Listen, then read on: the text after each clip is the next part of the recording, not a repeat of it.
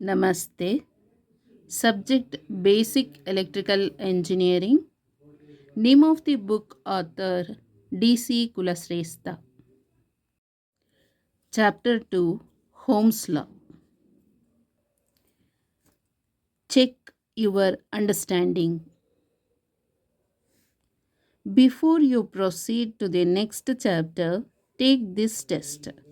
Give yourself 2 marks for each correct answer and minus 1 for each wrong answer.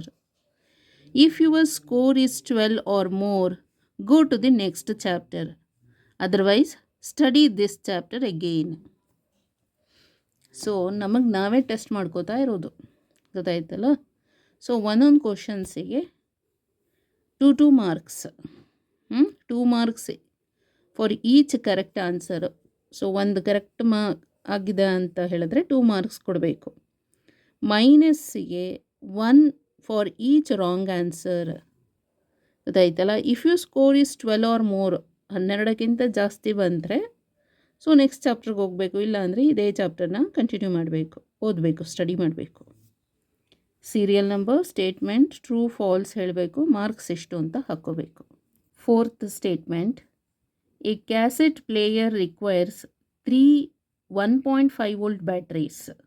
If one battery is inserted backward, the net voltage developed will be 3 volt. False. This statement is false. ಹೇಗೆಂದರೆ cassette player requires 3 1.5 volt battery ಬೇಕಾಗಿದೆ. 1.5 ವೋಲ್ಟ್ದು 3 battery ಬೇಕು, ಗೊತ್ತಾಯ್ತಲ್ಲ, cassette play ಆಗೋದಕ್ಕೆ. If 1 battery is inserted back side insert ಮಾಡಿದರೆ the net voltage ಅಲ್ಲಿಗೆ 3 volt ಅಂತ ಹೇಳ್ತಾ ಇದ್ದಾರೆ. ಇಟ್ಸ್ ರಾಂಗ್, ಅದು ಗೊತ್ತಾಯ್ತಲ್ಲ. Statement 4, A cassette player requires 3 1.5 volt batteries. If one battery is inserted backward, the net voltage developed will be 3 volt. This statement is false. Explanation for this statement. When we put 3 1.5 volt batteries in series, the total voltage is calculated by adding the voltages of each battery. 1.5 plus 1.5 plus 1.5 ಹಾಗಾದರೂ add ಮಾಡಿ, ಇಲ್ಲಾಂದರೆ 3 times of 1.5 ಅಂತನಾದರೂ add ಮಾಡಿ.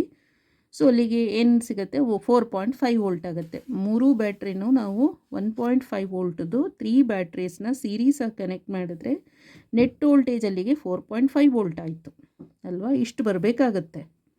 ಆದರೆ ನಾವೇನು ಮಾಡಿರೋದಂದರೆ ಒಂದು ಬ್ಯಾಟ್ರಿನ ಬ್ಯಾಕ್ವರ್ಡಿಗೆ ಹಾಕಿದ್ದೇವೆ, inserted ಬ್ಯಾಕ್ವರ್ಡಲ್ಲಿ, ಗೊತ್ತಾಯ್ತಲ್ಲ. ಹಾಗಾದರೆ ನಾವು ಸೀರೀಸಾಗಿ ಕನೆಕ್ಟ್ ಮಾಡಿರೋದು 2 ಬ್ಯಾಟ್ರೀಸ್ ಮಾತ್ರ. However, if one of the batteries is inserted backward, it effectively subtracts its voltage from the total. ಅಲ್ಲಿಗೆ ಒಂದು ಬ್ಯಾಟ್ರಿ ಹಿಂದಕ್ಕೆ ಹಾಕಿದ್ದೇವೆ ಅಂದರೆ ಟೋಟಲ್ ವೋಲ್ಟೇಜಲ್ಲಿ ಒಂದು ಬ್ಯಾಟ್ರಿನ ಸಬ್ಟ್ರಾಕ್ಟ್ ಮಾಡಬೇಕಾಗತ್ತೆ, ಗೊತ್ತಾಯ್ತಲ್ಲ. ಸೊ ಇವಾಗ 2 volts, therefore the configuration would look like this. ಈಗ 2 batteries in the correct orientation contribute their full voltage. ಈಗ 2 ಬ್ಯಾಟ್ರೀಸ್ 1.5 ವೋಲ್ಟ್ದು 2 ಬ್ಯಾಟ್ರೀಸ್ ಸೀರೀಸಲ್ಲಿದೆ ಅಂದರೆ 3 ವೋಲ್ಟ್ ಆಯಿತು. 1 ಬ್ಯಾಟ್ರಿ ಇನ್ ರಿವರ್ಸ್ ಕಾಂಟ್ರಿಬ್ಯೂಟ್ಸ್, ಅಲ್ಲಿಗೆ ಅದು ಎಷ್ಟಾಗುತ್ತೆ, 1.5, ಅದು ಮೈನಸ್ 1.5 ಆಗುತ್ತೆ, ಗೊತ್ತಾಯ್ತಲ್ಲ. ನಾವು ಆ್ಯಡ್ ದೀಸ್ ಕಾಂಟ್ರಿಬ್ಯೂಟ್ಸ್ ಟುಗೆದರ್, ಇದೆರಡನ್ನು ಆ್ಯಡ್ ಮಾಡಿದರೆ ನಮಗೆ 1.5 ವೋಲ್ಟ್ ಬರ್ತಾ ಇದೆ, ಗೊತ್ತಾಯ್ತಲ್ಲ. Does the voltage across the bulb in this scenario would be 1.5 volts. ಅರ್ಥ ಆಯ್ತಲ್ಲ. 3 ಬ್ಯಾಟ್ರೀಸ್ 1.5 ವೋಲ್ಟ್ದು 3 ಬ್ಯಾಟ್ರೀಸ್ನ ನಾವು ಕ್ಯಾಸೆಟ್ಗೆ ಹಾಕಿದರೆ ಅದು ಪ್ಲೇ ಆಗುತ್ತೆ. ಕ್ಯಾಸೆಟ್ ಪ್ಲೇ ಆಗಲಿಕ್ಕೆ 1.5 ವೋಲ್ಟ್ದು 3 ಬ್ಯಾಟ್ರಿ ಬೇಕಾಗಿದೆ. ಹಾಗಾದರೆ ನೆಟ್ ವೋಲ್ಟೇಜು 3 ವೋಲ್ಟ್ ಅಂತ ಅಲ್ಲ. ಒಂದು ಬ್ಯಾಟ್ರಿನ ನಾವೇನು ಮಾಡಿದ್ದೀವಿ, ಬ್ಯಾಕ್ವರ್ಡಾಗಿ ಇನ್ಸರ್ಟ್ ಮಾಡಿಬಿಟ್ಟಿದ್ದೀವಿ. ಹಾಗಾದರೆ ನೆಟ್ ವೋಲ್ಟೇಜ್ 3 ವೋಲ್ಟ್ ರಾಂಗ್. ಹೇಗೆ ಅಂದರೆ ಆ 1.5 ವೋಲ್ಟ್ ಬ್ಯಾಟ್ರಿನ ನಾವು 3 ಬ್ಯಾಟ್ರೀಸ್ನು ನಾವು ಸೀರೀಸಾಗಿ ಕನೆಕ್ಟ್ ಮಾಡಿದ್ರೆ ನೆಟ್ ವೋಲ್ಟೇಜ್ 4.5 ಬರುತ್ತೆ.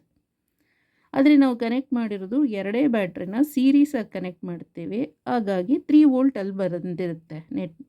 ನೆಕ್ಸ್ಟ್ 1.5 ವೋಲ್ಟನ್ನು ನಾವು ಬ್ಯಾಕ್ವರ್ಡಲ್ಲಿ ಇನ್ಸರ್ಟ್ ಮಾಡಿದ್ದೀವಿ. ಸೊ ಅಲ್ಲಿಗೆ 3ನಲ್ಲಿ -1.5 3 ವೋಲ್ಟ್ ಇದು -1.5 ವೋಲ್ಟ್ ಆಯ್ತದ್ದು ಬ್ಯಾಕ್ವರ್ಡ್ಗೆ ಹೋಗಿದ್ದು. ಇದೆರಡನ್ನು ಆ್ಯಡ್ ಮಾಡಿದಾಗ ನಮಗೆ 1.5 ವೋಲ್ಟ್ ಬರುತ್ತೆ. 3 -1.5 ಅಂದರೆ 1.5.